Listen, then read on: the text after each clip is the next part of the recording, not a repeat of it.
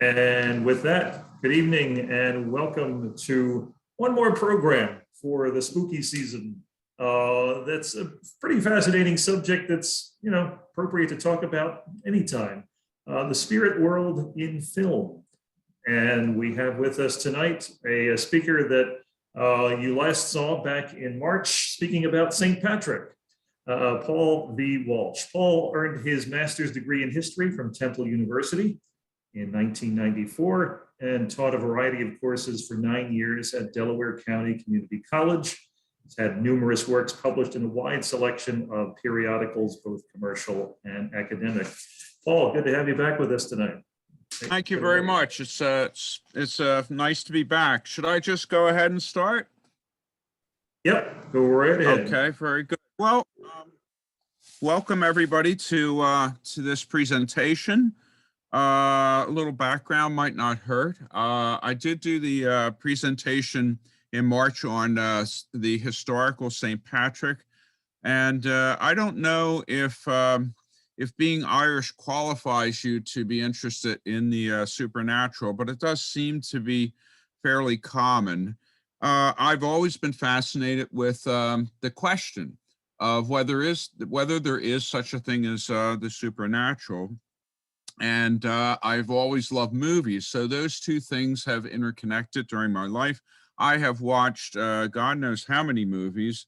And from my very early years, a great many of them were about the supernatural and such. So let me start by making a point. The films about the spirit world, that is, films that contain some version of the spirit world, whether it be the afterlife or whether it be a parallel spirit world with our world, better known as ghosts. These films are associated with every human being's most fundamental questions of existence. What are we? Are we merely our corporeal bodies? What then are our thoughts? Are we just, as one philosopher said, ghosts in the machine? Okay. What kind of world do we inhabit? Is the world the sum of what we can detect with our senses? Or are there one or more parallel worlds that we can't detect, but exists all the same? Where are we going? What is our ultimate fate? Is this life all there is? Our existence simply ending when the body ceases to function?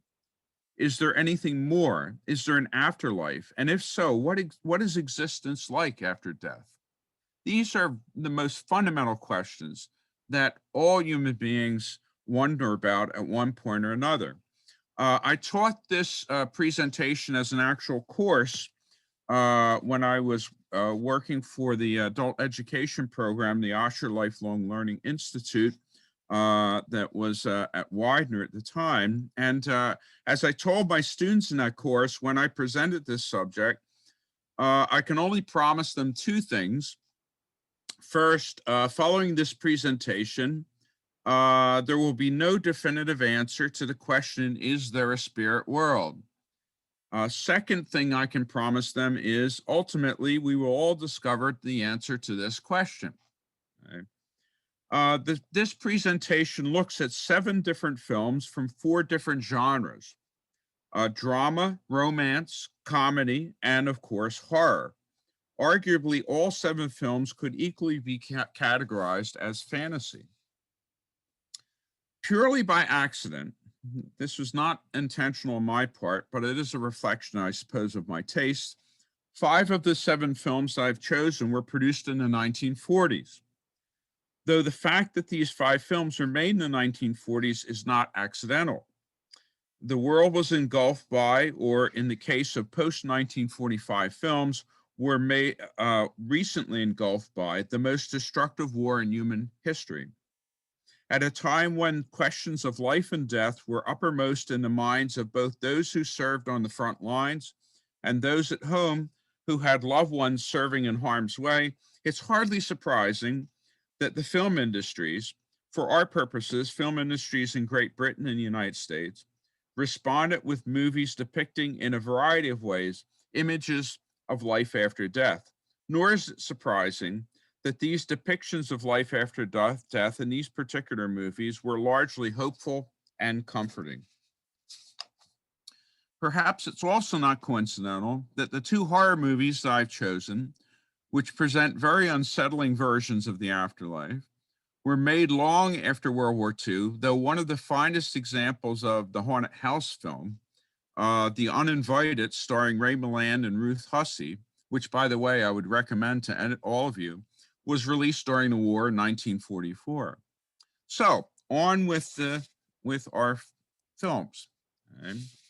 The first film I want to look at is a drama, Between Two Worlds, which was released in 1944. Between Two Worlds was a remake of a film, Outward Bound, made in 1930. And both movies were based on a 1923 play, Outward Bound, by the British author Sutton Vane.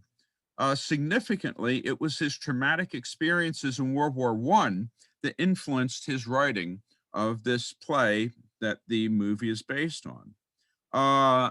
Between Two Worlds was produced by Mark Hellinger for Warner Brothers Pictures. It was directed by Everett A. Blatt, who only directed 3 films. That isn't a reflection on his capacity as a director, because this film is well directed. But I suppose he just wasn't that in demand. I don't know. It stars John Garfield, Sarah Allgood, Paul Henreid, Eleanor Parker, George Coulouris, Faye Emerson, Gilbert Emery, Isabel Elsom, Dennis King, George Tobias, Edward Gwynn, and Sidney Greenstreet. So there's some very serious stars in this film. It's not bereft of stars. Here's some of them here depicted in one of the advertisement sheets. The film, by the way, is in black and white. This is simply a colorized photo based on the film. Now, the basic plot of the film. Okay, see if we can find, oh my, I'm having a tough time. There it is. The basic plot of the film goes as follows. Location, London during the Blitz. Anne Beringer, played by Eleanor Parker, is walking home when an air raid takes place and a bomb is dropped that destroys a bus on the street, killing all the occupants of the bus. When she reaches home, her husband, Henry Bergener, played by Paul Henreid, has decided to end it all. They are attempting to get out of England, but unfortunately they need some sort of document that they can't get a hold of, and he's so distraught that he has decided to end it all, and he turns the gas on and closes all the windows. And even though Anne Bergener, his wife, disagrees with him, she loves him so much that she decides to commit suicide with him. Now, when they wake up, in fact, I should go back, I think. When they wake up or become conscious, they discover that they're on a deserted ocean liner. Well, nearly deserted, as we'll see. A nearly deserted ocean liner. And they don't recall getting on the boat, and they have no idea what has happened to them and why they're there. The first person that they meet is Scrubby, the only servant on the ocean liner, this great big ocean liner. Scrubby, played by Edmund Gwynn, who of course is probably most famous for playing Santa Claus in Miracle on 34th Street. And he is not that forthcoming. he helps them, but he's not necessarily willing to explain. However, the couple does find out, or rather figure out, that what has happened is that their suicide has been successful. And in fact, they are both existing in the afterlife. Now, they come in contact with a group of other people. Let's trying to find this. Ah, here we go. They come in contact with a group of other people. And the reason that they realize that they're dead is because these other people were all people who were in the bus that was destroyed during the air raid. And they realized that they too are dead. However, the passengers on the bus who were headed towards the dock to board a ocean liner to go to the United States still think they're alive. Okay? And it's an interesting collection of people. Okay? It's a very diverse group of people. It includes Tom Pryor, played by John Garfield, who's a very cynical and tough foreign correspondent. Sarah Allgood, not pictured here, who is a lovely little old Irish lady. And George Calaris, who is a ruthless businessman. George Calaris seemed to specialize in playing characters who were intended to be disliked on the screen, and he succeeds marvelously here. Faye Emerson as Miss Maxine Russell, who is the girlfriend, more or less, of John Garfield's character. There is Benjamin Cliveden Banks and Genevieve Cliveden Banks, an unhappy married couple, an older couple, because the wife essentially did not love Benjamin. She simply married him in order to improve her social and economic condition. And the husband, Benjamin, has long since discovered this, and he's also discovered that his wife has had numerous affairs during their marriage. So they're not very happy. And then pictured here is Dennis King playing Reverend William Duke, an Anglican minister who feels that his life has not been successful. He feels that he has not succeeded as a minister. He has not helped enough people.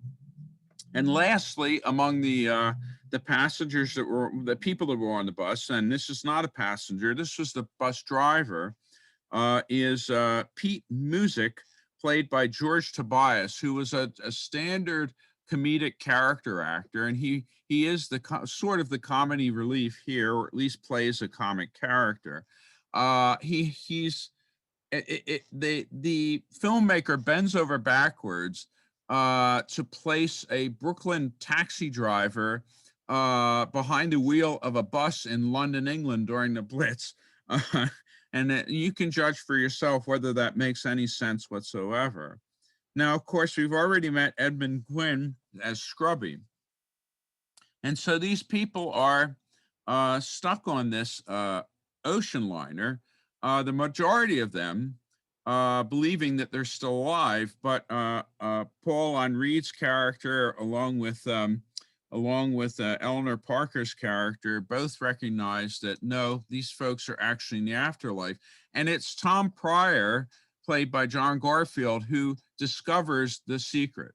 He hears Anne and Henry Bergner talking to one another about the fact that they're dead and that everybody else is dead, and Tom Pryor, played by John Garfield, catches on. In a sense, perhaps being the cynical person that he is, he's sort of more open to the possibility that he's actually dead rather than alive, a state which in some ways he may actually prefer, because he's had a hard life, and he's sick of life and sick of people. He's thoroughly disillusioned. However, the couple try to persuade John Garfield not to tell the rest of the passengers. and ultimately they fail. However, when it is discovered by all on board that they are all actually dead, that they have all entered the afterlife, now they want to know what's going to happen. And Scrubby, Edmund Gwynn, explains that an examiner, that's the word used, the term, is going to come on board and he is going to decide their fate in the afterlife. And the examiner, of course, is played here, as you can see here, by Sidney Greenstreet, playing Reverend Tim Thompson, who incidentally is someone who Reverend William Duke knew in life. So he recognizes him right away. And I won't tell you what the ultimate fate of these people is or are, because I don't want to spoil it for you. I would recommend seeing this. It's a very charming film. It is, in a sense, it's the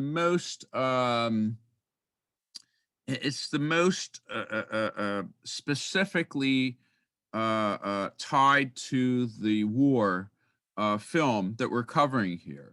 This one is tied directly to the war. And in fact, in the original stage play, the people appear on stage on the set of an ocean liner without knowing how they got there. So the audience, as well as the actors and actresses, don't know that the actors and actresses are actually playing dead people, people in the afterlife. Paul Henri commented at one time that he felt that the showing the destruction of the bus and therefore the death of the passengers was an unfortunate choice, because it robbed the audience of discovering something that would have changed their perspective of the film altogether.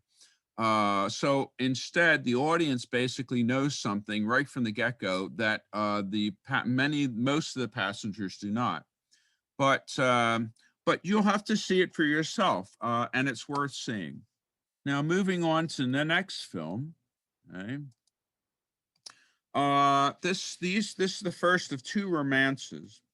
And this is a delightful little film that, like Outward Bound, has largely, or rather I should say Between Two Worlds, has largely been forgotten. This is Portrait of Jennie from 1948.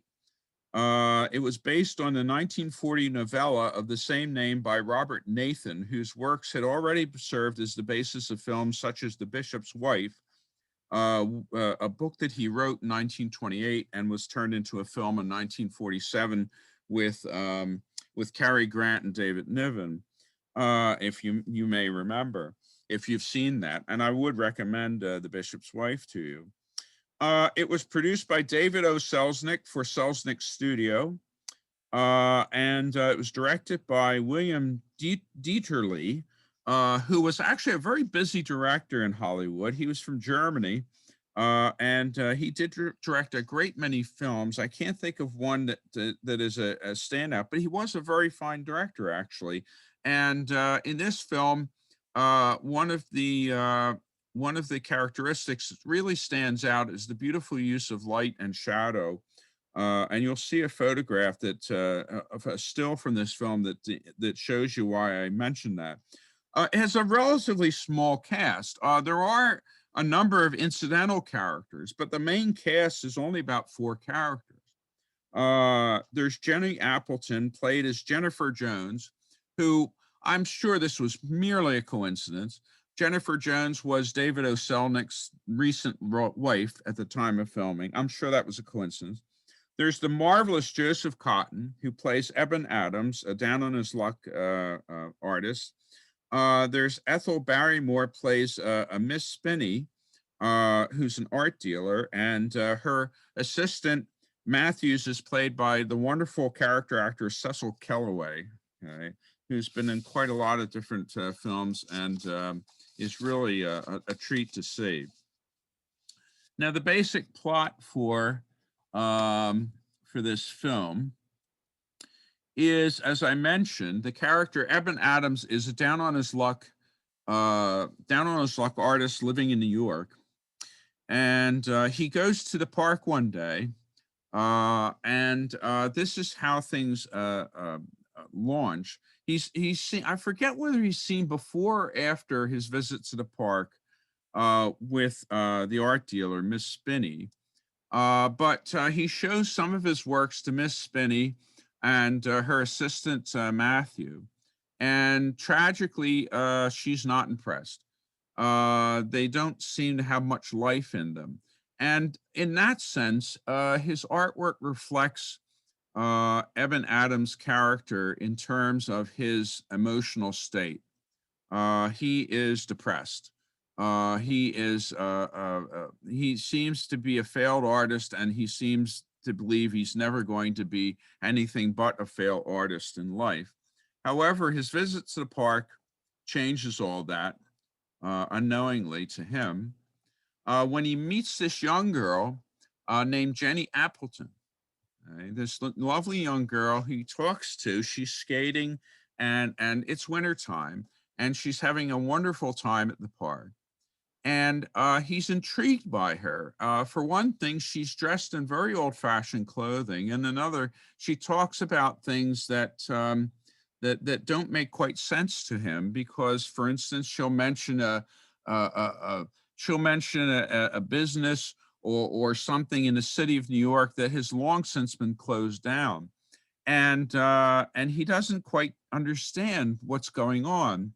And as we'll see, as he meets Jennie, and when Jennie just goes in the first scene in which we meet her, when she exits the scene, we get this camera work, this lovely camera work, something very ethereal, something that, of course, foreshadows Jennie's actual identity, or rather, I should say, hints at Jennie's actual identity, which Joseph Cotton's character has not figured out yet. And he of course meets Jennie further.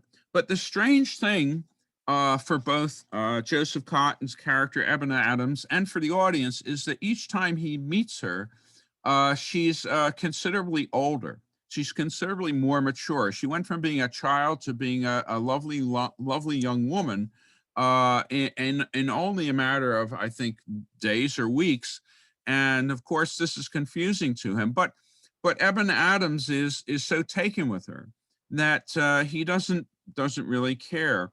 And of course, if you haven't guessed already, and this is a romantic film, Evan Adams has fallen deeply in love with Jennie Appleton, and he asks her to pose for a portrait, which he paints in his studio.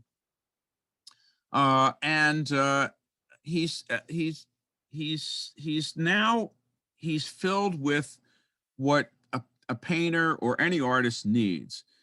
He's filled with passion, and it reflects in his painting. When he brings his painting to Miss Spinney's studio, both Miss Spinney and her assistant Matthew are totally taken with it. They recognize there's something new there. There's something there that wasn't there in his earlier works, and clearly something has changed, and they can tell he's changed, and that's the nub of it.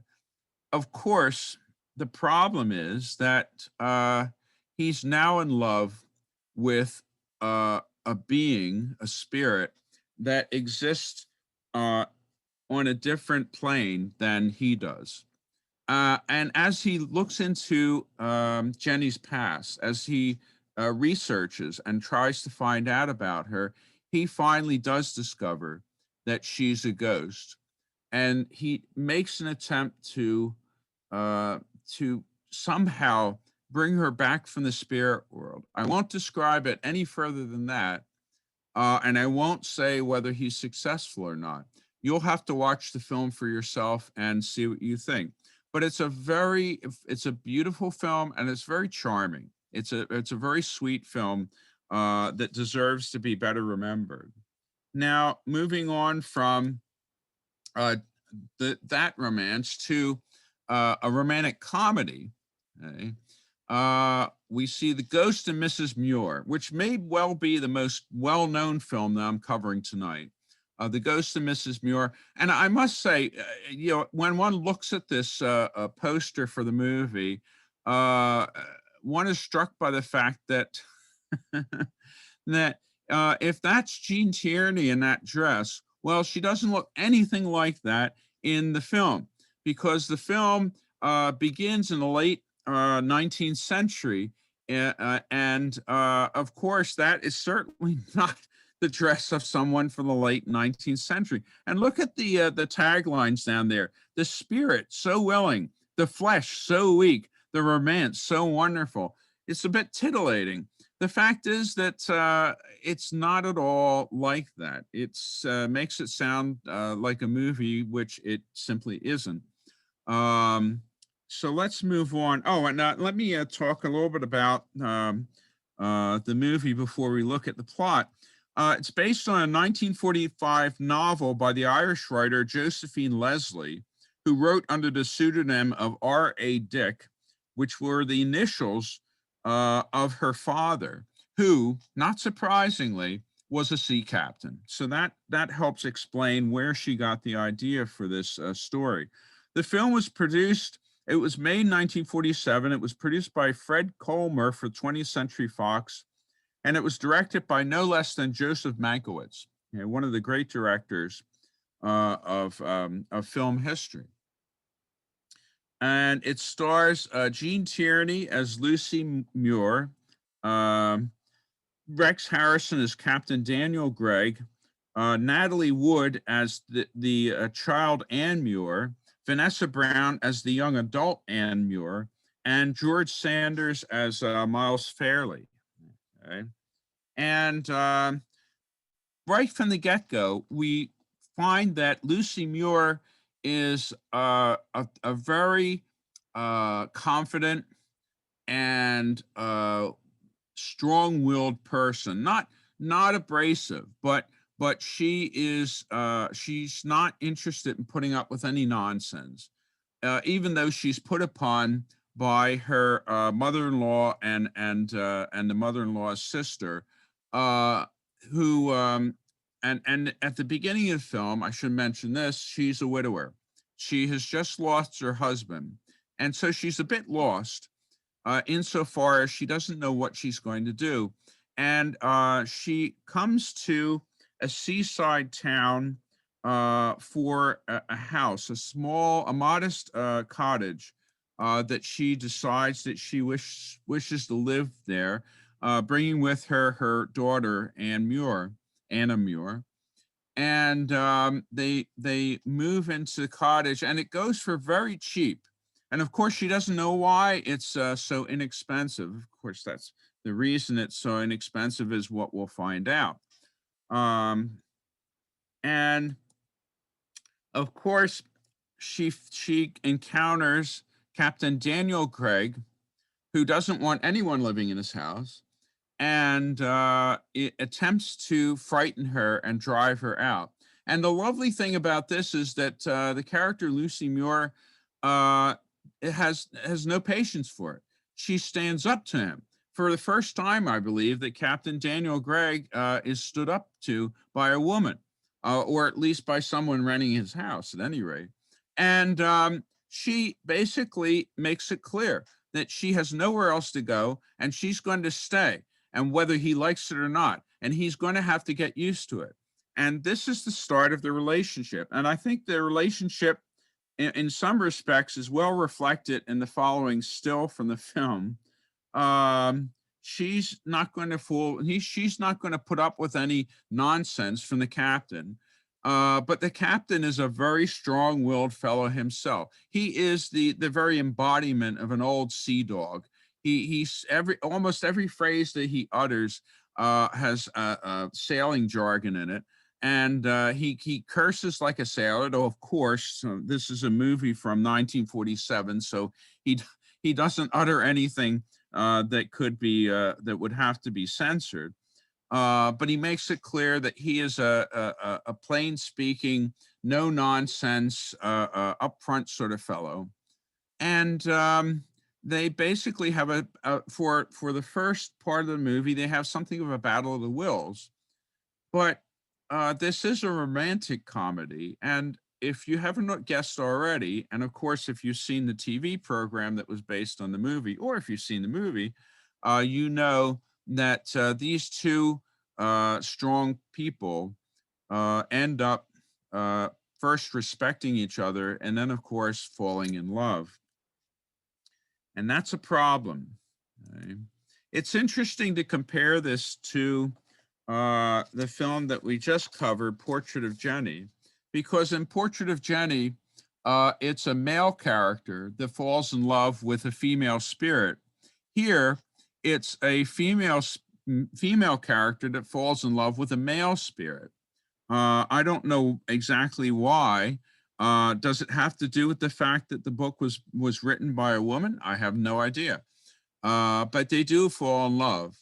And Captain Daniel Gregg, he recognizes that this is irreconcilable, that they can't be together, and that and he's in his love for her, which is selfless. He decides to somehow hypnotize her into forgetting all about him, and he will disappear out of her life, and therefore he will open the way for her to live an ordinary life in which she can marry an actual person, a living person, and find happiness in that way, which is really quite lovely. Now, before that happens, however, she does meet somebody who she thinks perhaps will be the right partner for her. She meets the character Miles Fairley, played wonderfully as usual by George Sanders. George Sanders in his sly, what can I say about George Sanders? He is one of a kind, and he was just such a terrific presence on the screen. And in this case, this is no exception. He she meets him when she takes a book that Captain Gregg had dictated to her, to a publisher in London, which is designed to solve her economic problems. And he is there because he's an author. He's an author of children's books, which she, in fact, have bought for her daughter. And and as we soon learn, which is an obvious clue to his character, Miles Fairley, the author of children's books, as Uncle Nettie, I think, if I remember correctly, under the pseudonym Uncle Nettie, simply hates the little brats, which is and this is a romantic comedy. And he starts to court her. Everything seems to be going well until, for some reason that I can't quite recall, she visits his address in London. And when she visits George Sanders' address in London, his wife greets her. She had no idea he was married. He, of course, had never said anything. And the wife is actually rather blasé about the whole thing. He says, "Oh, I'm so sorry for you, dear." She actually sympathizes with her, with Lucy Muir, because of the fact that her husband had fooled her into thinking that they could have a life together. And of course, for her, it's utterly heartbreaking, and it leaves her as a spinster for the rest of her life, which in a way, I suspect, is intended to clear the way for Captain Gregg. And we see her through her life as she grows older. And here, of course, her daughter has grown up to a young woman. And the last portion of the film, it takes place in I believe in the 1930s or 40s, and her young daughter has met someone who she's going to marry, and if she's going to settle down and have her life with share her life with another person, which of course makes her mother's situation all the more tragic. I won't tell you what the ending is because I don't want to rob you of seeing it. All I can say is the ending of this movie is one of the most touching, sweet, beautiful endings of a film that you're likely to find. It's just it is a wonderful film. It is there's nothing about it. No scenes are wasted. The characters are beautifully crafted and well acted, and it's charming all in its entirety, and also in parts very funny. So I would highly recommend The Ghost of Mrs Muir if you've never seen it, and if you have, watch it again. It's worth watching. Now we're going to move on to comedies. Okay, the first comedy I want to look at is Here Comes Mr. Jordan, which was released in 1941. It's based on a 1938 play, Heaven Can Wait, by Sidney Buchman and Seton L. Miller jointly. Confusingly, the title of the play was used for an unrelated film made in 1943, so that's something to confuse you. The title actually, incidentally, may well be familiar to you, because in the 1970s, I think it with was it Ned Beatty? I forget. They remade it and they gave it the instead of giving it "Here Comes Mr. Jordan," they gave it the title from the play "Heaven Can Wait." So you may have seen the remake. Buchman and Miller jointly won an Oscar for the screenwriting of the 1941 film version of this stage play. It was produced by Everett Riskin for Columbia Pictures and directed by Alexander Hall, who directed a fair number of pictures.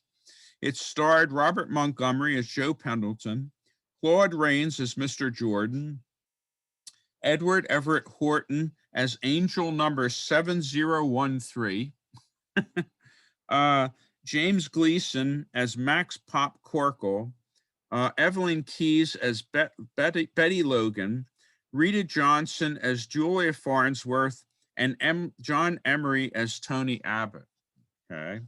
And so the plot is as follows. Okay.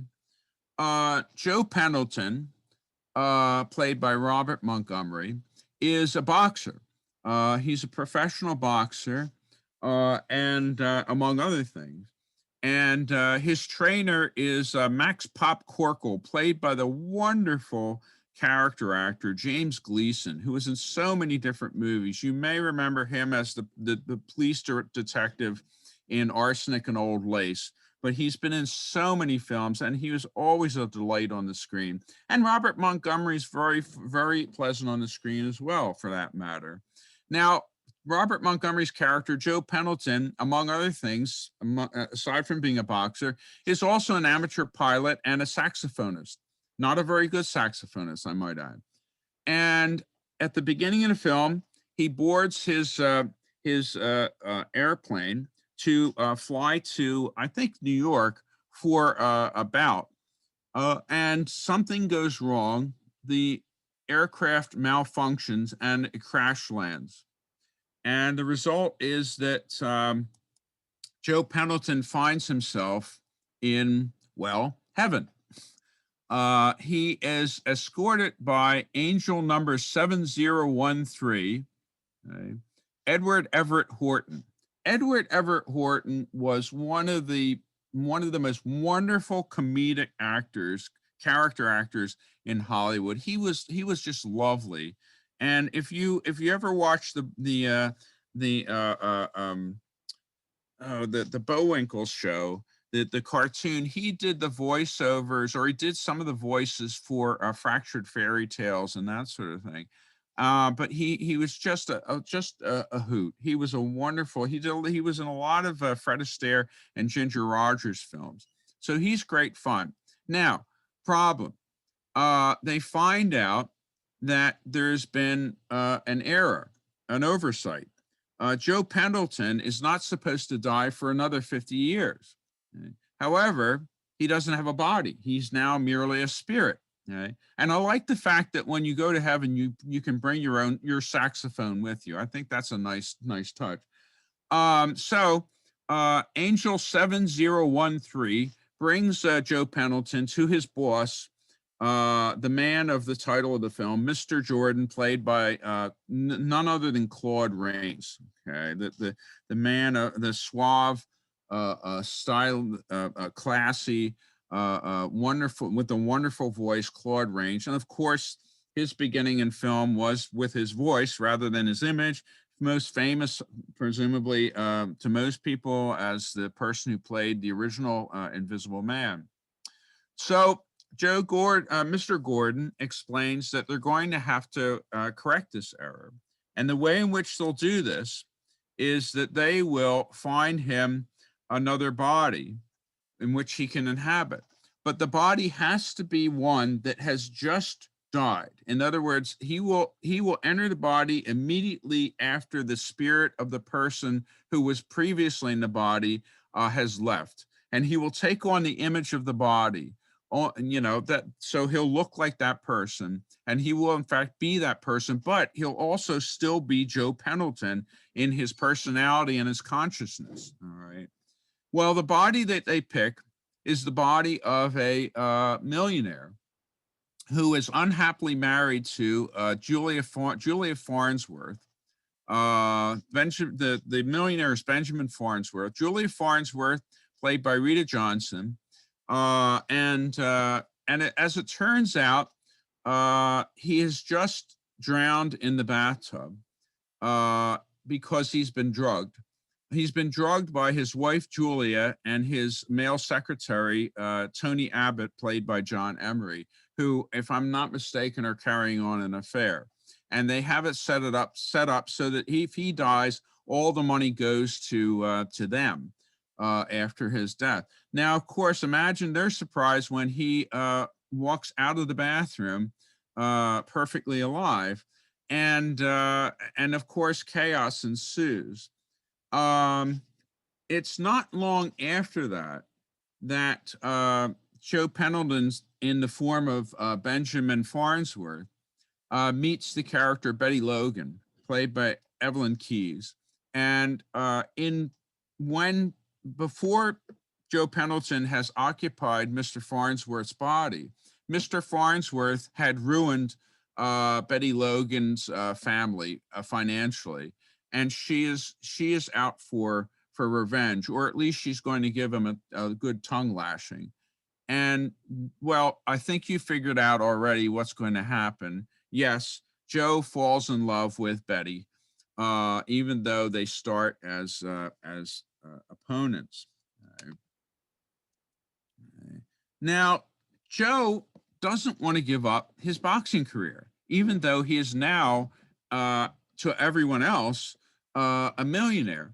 Well, he has enough money to do what he wants, so he basically obtains a gym, and he tries to get his old coach, his old coach, Max Pop Corkle, back. And one of the more amusing scenes is where Bruce Farnsworth tries to convince Max Pop Corkle that he's actually Joe Pendleton. Now, of course, everyone else, when they look at him, see Bruce Farnsworth. They don't see Joe Pendleton. So needless to say, Max Pop Corkle is pretty skeptical. The way in which he wins him over, of course, is through his lousy saxophone playing. So suddenly Max realizes that's the case. However, things don't go according to plan. And the problem for Joe Pendleton in the body of Bruce Farnsworth is, as I've already stated, he's fallen in love with Betty Logan. But for some reason they can't remain alive. Oh, that's right. They can't remain together. The reason is that Mr. Jordan had told Joe Pendleton that he could only inhabit Bruce Farnsworth's body temporarily until they could get him a permanent body. And so he's going to be moved to another body, but he's worried because Betty is in love with Bruce Farnsworth. At least that's what she can see. And if Joe is sent to another body, then he may not be able to get Betty back again. I won't tell you what happens because I want you to see the film. It's worth checking out. Very funny film, and also very sweet as a romantic comedy. Now, moving on to a not so romantic comedy is the film Blithe Spirit. Blithe Spirit. If you've never seen this film, you really should see it. It is a wonderful film. It was based on the 1941 play of the same name by Sir Noel Coward. The director, Sir David Lean, in his early career, collaborated with Sir Noel Coward on 4 films. And the date is significant. The play was written in 1941 in the midst of the Second World War.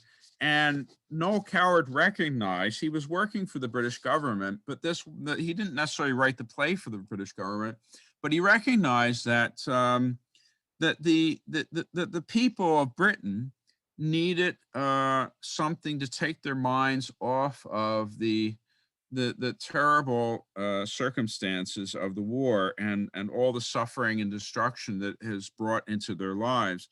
And so he crafted this wonderful light comedic play, which is very witty. And in 1946, after the end of the war, the British film industry, which had basically shut down, almost entirely shut down during the war because of the need for scarce resources and manpower, was trying to recapture its international reputation and to restore its business. And they made a series of wonderful, beautiful color films, such as Blithe Spirit. Another one, I'm trying to think of what that one's called. There's another one with David Nivens, which is along similar lines, but not a comedy. It's a romantic drama involving an RAF pilot who has to be operated on, and the fates in heaven are arguing over whether or not his life should be saved. In any case, the Blithe Spirit in 1946 was chosen as one of these films that would help restore both the financial help and the reputation of the British film industry. It was produced by Sir Noel Coward for Cine Guild, and it was directed by none other than Sir David Lean. This is long before Dr. Zhivago or Lawrence of Arabia or The Bridge on the River Kwai. So he was just starting out. He had already collaborated with Sir Noel Coward on a wartime drama. It stars Rex Harrison. I don't know if you've noticed, we have 2 films in this list that have Rex Harrison starring in them. It stars Rex Harrison as Charles Condamine, Constance Cummings as Ruth Condamine, Kay Hammond as Elvira Condamine, I will explain, and Margaret Rutherford as Madame Arcadi. Those are the main characters. There are other incidental characters that I won't bother mentioning. Now, Ruth and Charles are happily married? I'm not sure. It's hard to say. They're conventionally married. Now, Charles is a widower. He had lost his first wife, Elvira, and now he remarried to Ruth, and he's a novelist, and he's going to write a mystery thriller, which involves a scene in which there is a seance.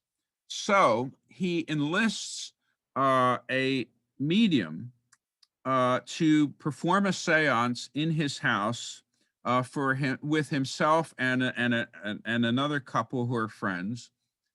And the medium is played by Margaret Rutherford. Margaret Rutherford was one of the most wonderful comedic actresses. She is just a delight. She is just so funny. and she just plays it so straight. And and and in this case, she plays a very flaky medium, Madame Arcadi, who flits about the room and makes all kinds of weird gestures and breathing, and it's just hilarious. Her performance is hilarious, and she puts on a record, which uh, um, happens to be Charles Condamine's former wife Elvira's favorite record.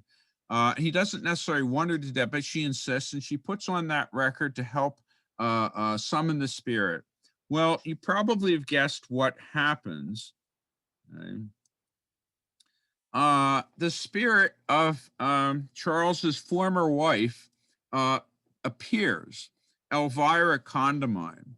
I don't know why Kay Hammond, who plays Elvira Condamine, didn't have a brilliant acting career, because her performance in Blithe Spirit is inspired. It is so funny and so sly and so impish. It is just wonderful. She seems to be having an absolute delight with her situation, which of course her character is supposed to be having a wonderful time with her situation. Now, the problem is this: only her ex-husband, or rather I should say her former husband, only her former husband can see her. Ruth doesn't see her. And so when Charles insists that Elvira is present, Ruth tries to humor him. She thinks perhaps either he's had a mental breakdown or too much to drink, essentially. Now, and of course, Charles tries to convince Elvira to do something about it. And meanwhile, while Ruth is trying to deal with Charles, Elvira is summing up her replacement and making all sorts of snide comments about Ruth's appearance and dress, fashion sense, and that sort of thing. And it is hilarious. It's just a great, and it is a wonderful setup. The idea of having one's former deceased wife in the household with your now second living wife is a brilliant idea. And of course, Elvira ultimately tries to make life for Ruth hell by doing all sorts of annoying things to her. And eventually Ruth is convinced, even though she can't see Elvira, she does in fact, I'm sorry, I'll be back. She does in fact believe Charles that his former wife or the spirit of his former wife is in fact there. And she goes to Madame Arcadi to complain about this problem. And she lets drop the fact that her husband Charles had employed Madame Arcadi merely to do research for his novel, and Madame Arcadi is furious for being summoned under false pretenses, and the two of them fall into arguing. And Ruth, Charles's wife, living wife, insists that Madame Arcadi do something about this. She blames her for the whole affair, and Madame Arcadi states that she is not to be blamed for something when she was summoned on false pretenses. and Ruth storms out of Madame Arcadi's cottage, proclaiming that if she doesn't do something, she's going to take it to the Archbishop of Canterbury. So anyway, I won't tell you anything further. You have to see this film.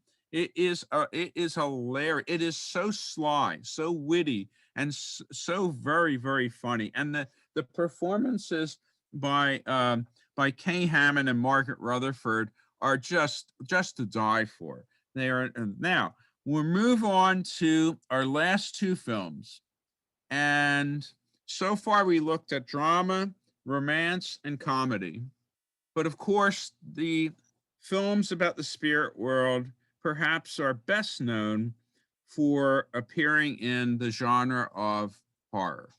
Okay, so we'll move on to horror. And the first of the two I want to mention is a terrific little film that has been forgotten, but shouldn't be because it's beautifully done. It's a very well done film. The Changeling, which was released in 1980. And this is now here's an interesting. All so far we've heard of films involving the spirit world based on novels and plays, but this is an unusual one. The events of the film are supposedly based on the events that playwright Russell Hunter claimed he experienced while he was living in the Henry Treat Rogers mansion in the Cheeseman Park neighborhood of Denver, Colorado. Okay, that's the fellow who supplied the story. So this one is, you might say, is more authentic than you might expect. It was produced by Joel B. Michaels for a filmmaking company in Canada. It was filmed mainly in Canada. It's supposed to be set in Seattle, but it's filmed around Vancouver, which really it looks the same. It's directed by Peter Medic, who directed quite a few films, and it stars George C. Scott as John Russell, Trish Vanderveer as Claire Norman. By the way, Trish Vanderveer was George C. Scott's wife at the time. And now this is a blast from the past. And I believe this was his last film. Melvin Douglas stars as Senator Joseph Carmichael in the film. Those are the three main characters. There are a few others, but I think I'll limit it to that. The film begins with George C. Scott's character, who's a musician, a piano player, and a music professor, who's on vacation with his wife and daughter, young daughter, somewhere in snowy upstate New York. And their car has gotten caught in a snowdrift, and he goes to a phone booth. Remember those phone booths? He goes to a phone booth to call for help, only to see behind him a snowplow smash into his car and kill his daughter and wife. So from the very beginning, George C. Scott's character is a broken man, a very bitter and sad individual. Okay, John Russell is a very bitter and sad person from the very beginning of the film, with the loss of his daughter and wife. And so, in order to try and make a fresh start, he moves from New York to Seattle, where he meets Claire Norman, played by his wife Trish Vanderveer. And Claire Norman works for a historical society within the city that is willing to rent out an old mansion that has been unoccupied for 12 years on the condition that John Russell helps to fix it up and make it livable, and just looks after it. And there are groundskeepers and that sort of thing. So he's not doing all the work in this respect. And so he goes to the mansion. And of course, in all great haunted house movies, one of the most important characters in the movie is the house. Okay? We all know what a haunted house looks like. A haunted house is not modern. It's not contemporary. Okay, it's not a rancher tucked in the middle of a suburban setting. It has to be an old house that's large and seems foreboding. And the house that they picked for the film, well, that basically fits the requirements, as you can see behind George C. Scott in this still. Right?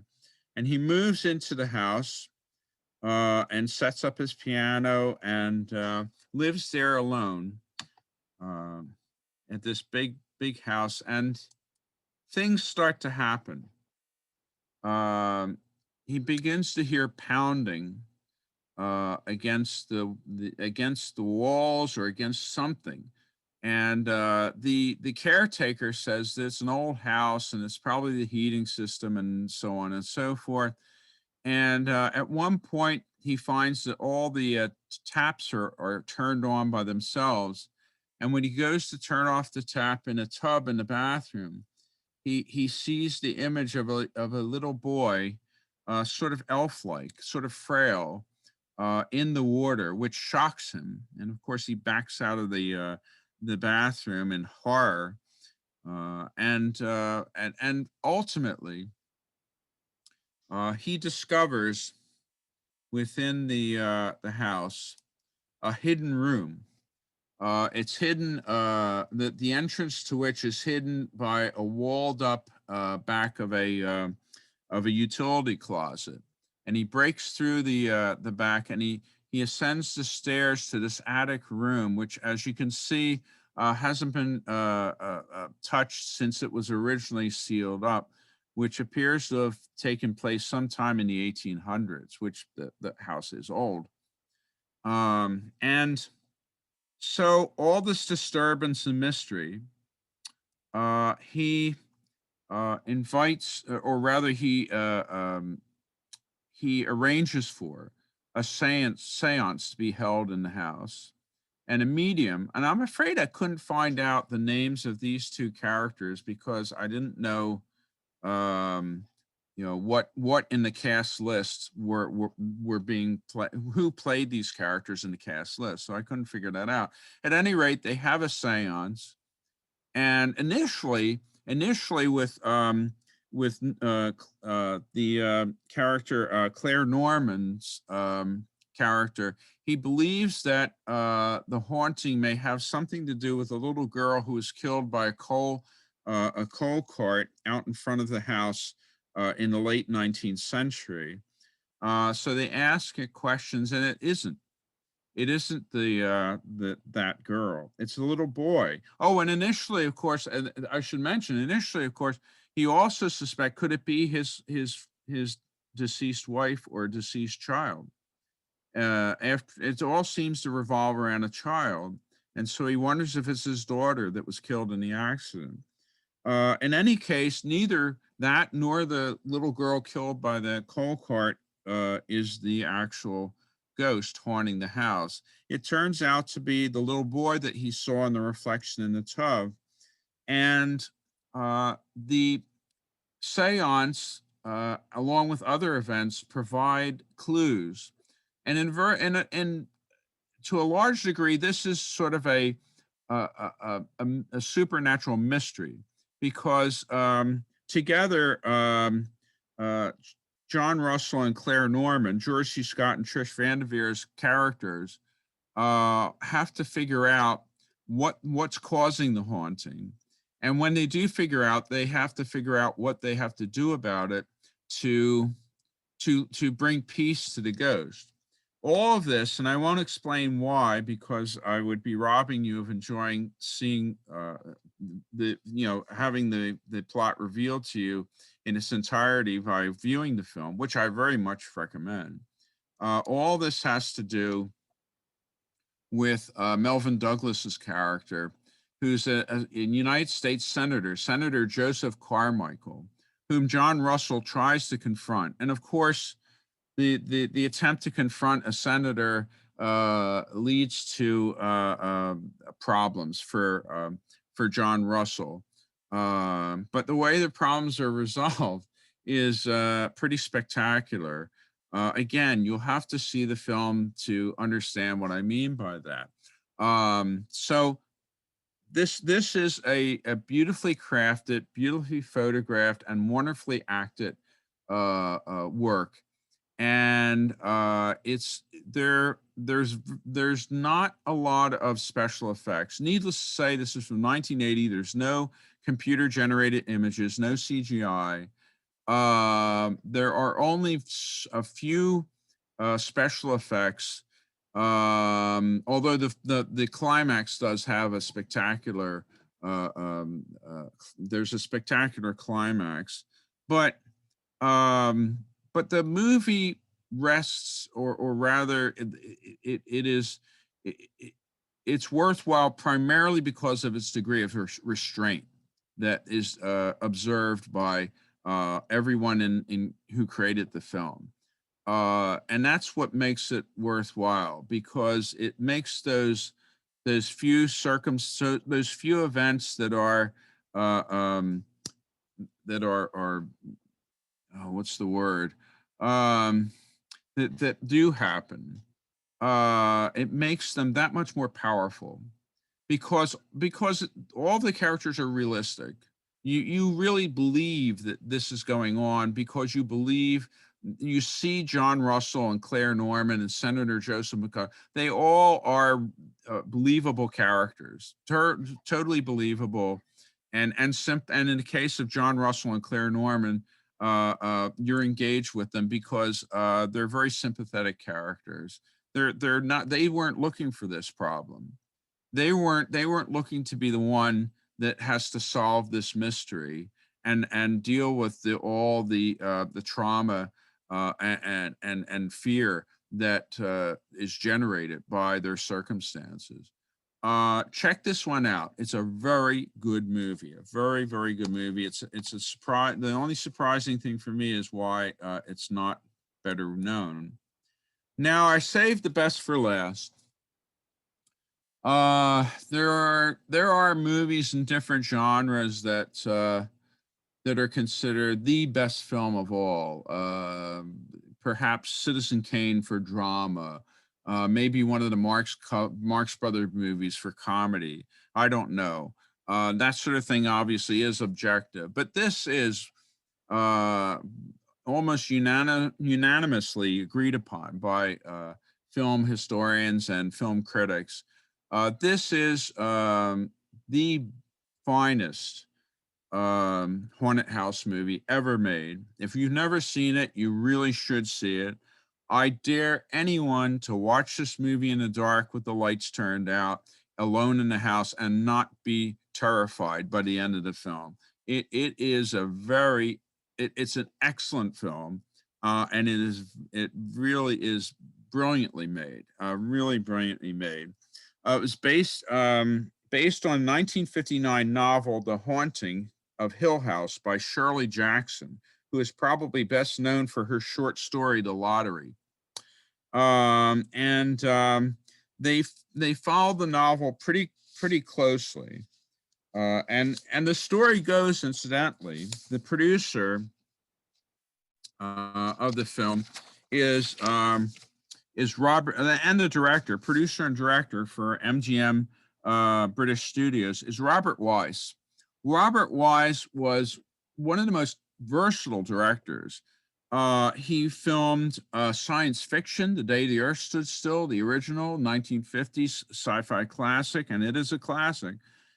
He filmed, of course, the musical West Side Story, and he is filming the finest ghost story ever put on film.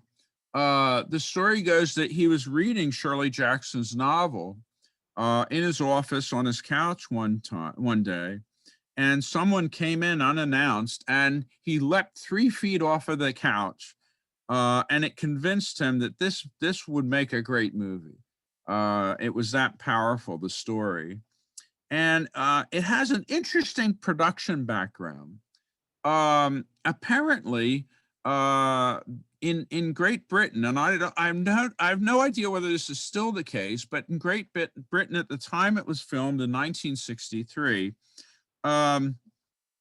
when films from a given studio were distributed, a percentage of the profits made in Great Britain for that film had to remain in Great Britain, but could be used by that studio, but could not be used other than being used in Great Britain. So apparently MGM had a great deal of profit lying around not being used. So they decided to make this film in Great Britain, even though the movie is set in New England.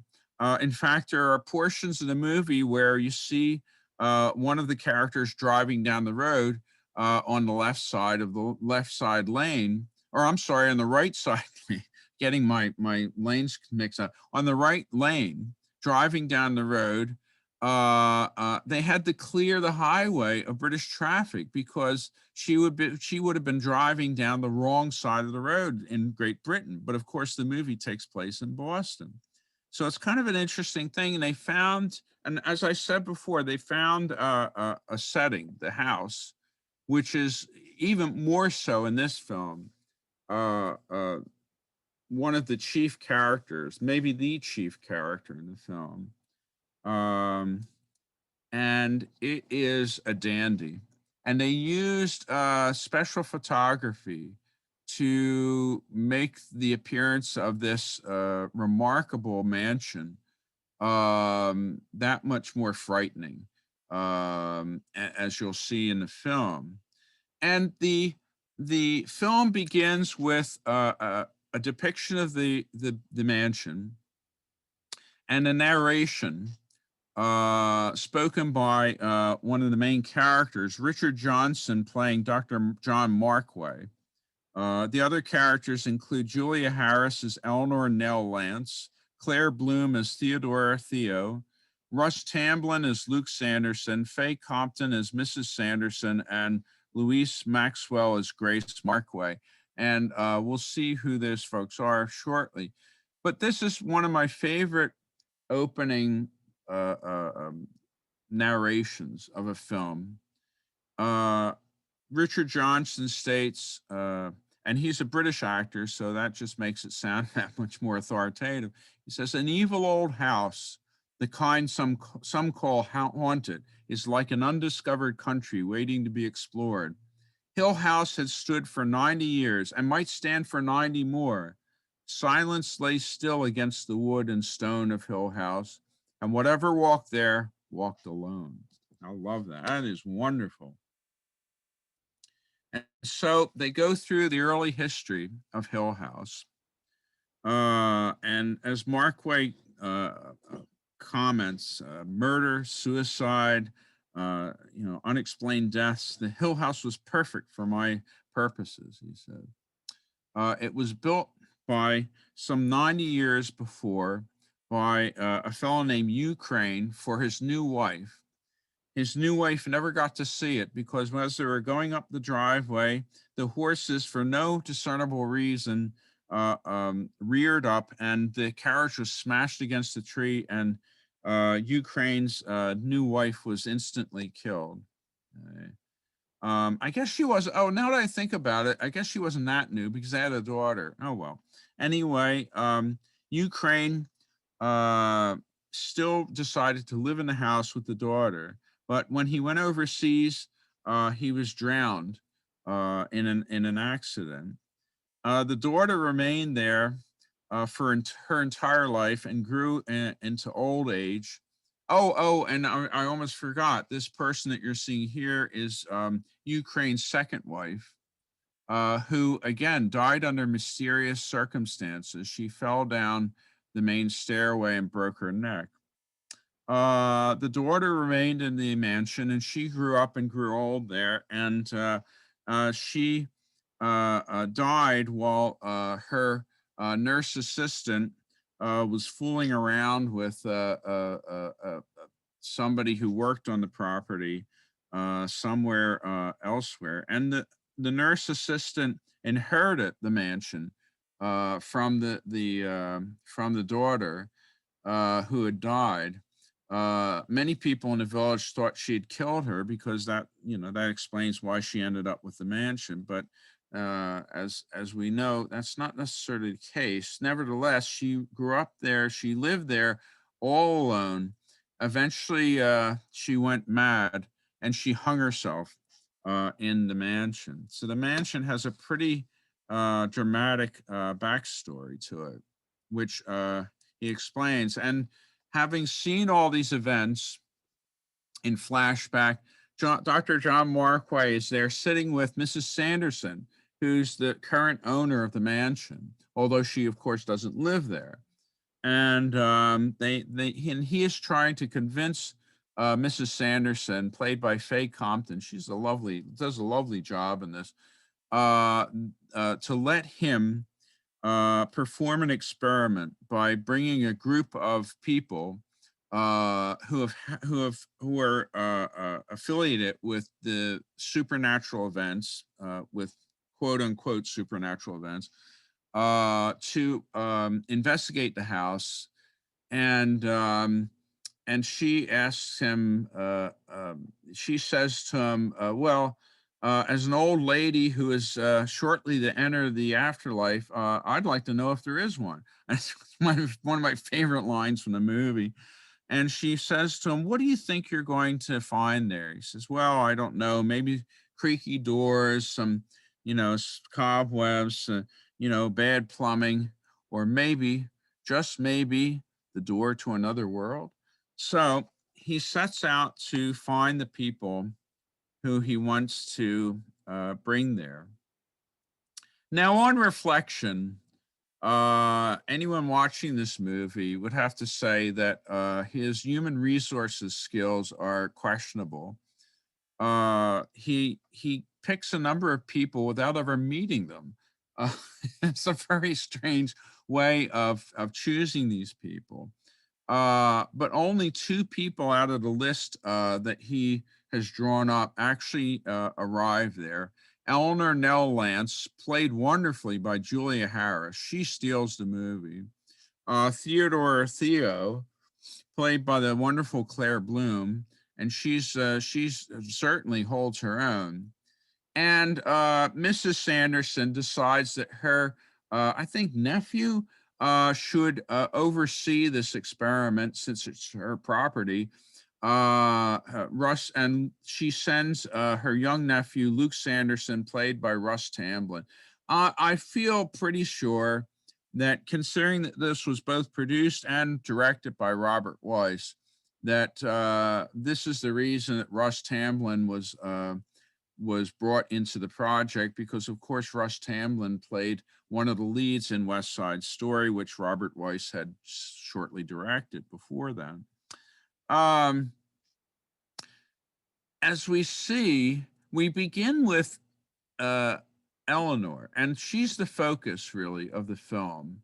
And as we see, she's a spinster who doesn't have a place of her own to live. She's living in she's sleeping in the living room of her, I think, her sister, if I remember correctly, whose family house she lives in. And her sister is very condescending, and isn't altogether. She's not kind to her at all. She's quite abrasive. The brother-in-law tries to intervene, but it's not easy. And Nell is determined to borrow her sister's car so she can go to the house and participate in this experiment. But right from the get-go, you get the sense that Nell is not is troubled. If the at the at the best way of putting it is she's troubled, and she's not emotionally mature, and she's certainly not a very confident person. She's not worldly, and she's the direct contrast to Theodore, and she arrives in the house first. She's met by the servants, who are all a bit quirky and abrasive, and they make it clear that they don't stay in the house when it's night. And the next person to show up is Theo. And Theodore, the character Theodore, is very interesting because most film historians agree that even though in 1963 you certainly couldn't play a blatantly gay character, most film historians believe that Theodore's character is intended to be a lesbian, and there's much to that. She doesn't want to have anything to do with Russ Tamblyn, but she is attracted to Nell, and she gets very what's the word? Uh, um, oh, I'm trying to think of the right word. She gets very uh, peevish. That's a good word. She gets very peevish and short-tempered whenever Nell shows any affection to anyone, and we'll see what that's all about. Because Nell, who is emotionally immature and has never been in a relationship, um, she begins to she falls for Dr. John Markway. She finds him, everything that she would want in a man: strong, handsome, intelligent, and sensitive. And that he is. The only problem is that what she doesn't see, and what the audience does see, is that Dr. Dr. John Markway, is not romantically interested in anyone. He's focused purely on his investigation, which he's determined to make certain is a success in some way. And so he kind of has to play referee between the three other characters. And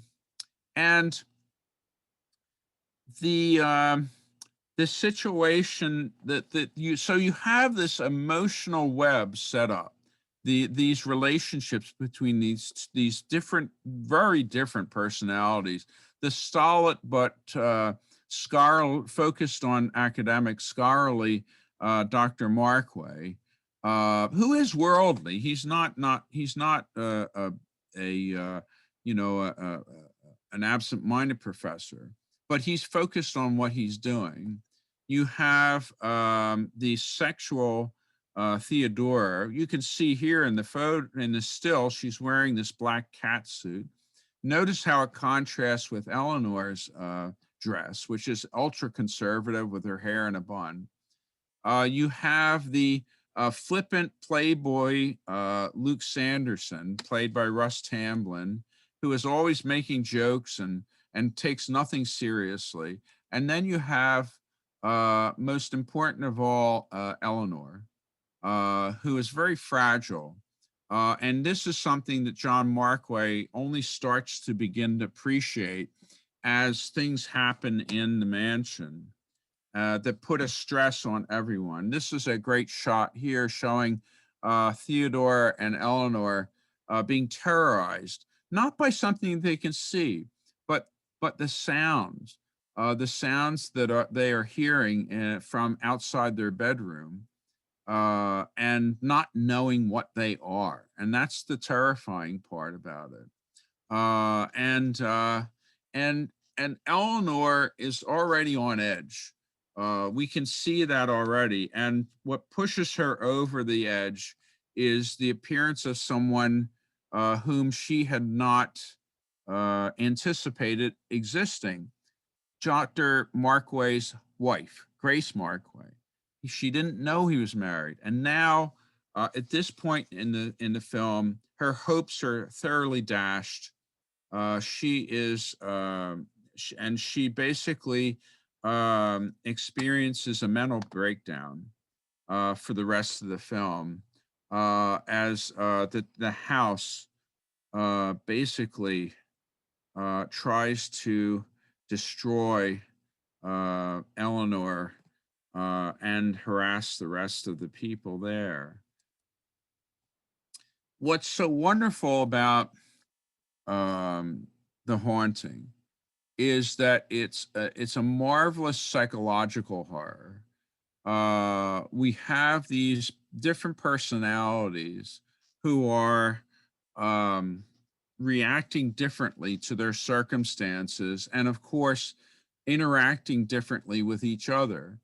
And the haunting is almost all suggestion.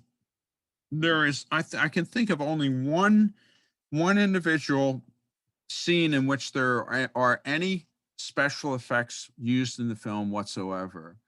Everything is sound or sight, and it is all suggestion, and it is beautifully crafted because it takes an outstanding director to create uh, such a frightening film without showing practically anything. It's really quite remarkable in that way. And that brings me to my final thoughts on these films. What these films share, with the exception, of course, of the comedies, and that includes romantic comedies, is ambiguity. Audiences are not stupid.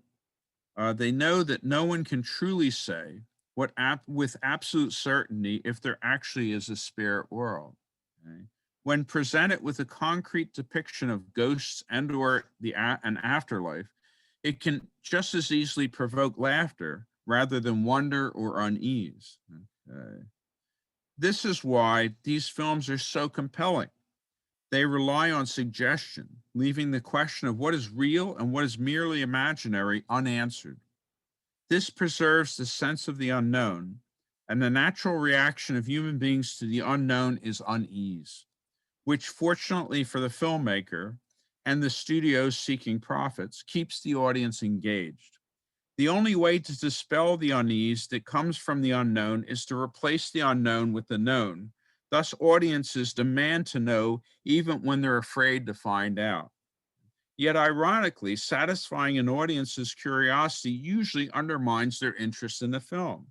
This is why, for instance, in a film containing a monster, the engagement of the audience with the film usually declines once they get a good look at the previously unknown creature. But in these films, the sense of ambiguity is maintained throughout, and that's a balancing act. It's the sign of superior writing, superior acting, and superior directing. These are all very good films, and they're all worth your time. So with that, I'm going to end my presentation, and I'll open the floor up to any questions. Thanks so much, Paul. Oh, you're more than welcome. I've enjoyed a number of these films, having seen them myself. Portrait of Jennie is one of my all-time favorites, actually. That's a wonderful film. And not only visually, but also the music that was used throughout the film is music of Debussy, and it's used extremely effectively. So it's, yeah, just a delight. Any questions for Paul? Please feel free to unmute yourself or type in the chat. There's two chats here. From Mark Pino to everyone. Okay, from Sid Ryman to everyone. Warren Beatty. Oh, Warren Beatty for Heaven Can Wait, I think. Yes. Okay. And there's Kimberly Cook says, I look forward to watching the few I haven't seen. There you go. That's one of the problems with this kind of presentation. It draws the people who have already seen the movie. So, but and I hope that everybody at least saw one or two titles that they didn't know about, and that they can discover. How about you, Mark? Did you see any that you didn't that you haven't seen? Yeah, Here Comes Mr. Jordan. I have not seen that one. Oh, that's a really fun film. It's it's just one of those wonderful little comedies that they would make back then. And a couple of them I saw when I was a kid, like Ghost and Mrs Muir and Changeling. I did see those. You should watch them again, because it will be very interesting to see what your reaction is to them now as a later. And The Haunting too. I saw that when I was a young kid. That's such a. There's a lot there I bet you didn't catch. Probably. Yeah, and that's it's a very sophisticated film, you know. I mean, like I said, you have the Theo character, you know, played by Claire Bloom is actually, you know, skirting the censorship by, you know, implying that her sexuality is gay rather than straight, and that's an interesting twist on it right there. Cindy Ryman says, I have only seen 1 out of 7. So she has a lot of movies to catch up on, I guess, huh? Well, is there anything else anybody would like to say, or any questions anybody would like to put out there? If not, you know, we can wrap things up. It was wonderful. It was really interesting. I can't wait. Oh, I'm glad you felt that way. I'm glad you enjoyed it. You know, I love movies, and I find them absolutely fascinating. I find it fascinating learning about how they're put together, and what I love to hear what other people have to say about a movie I've seen, because different eyes can see things differently, and they pick things up that I would never have thought of, and it's just wonderful to get that from film. So anyway, I guess I'll sign out now. And Mark, it was fun. And if you ever want to have me back, just you know how to get a hold of me, right? Where to get you? Yep. There you go. You know where I live. Okay. You take care. Okay. Thanks. You too, Paul. Good night, everybody. Happy belated Halloween.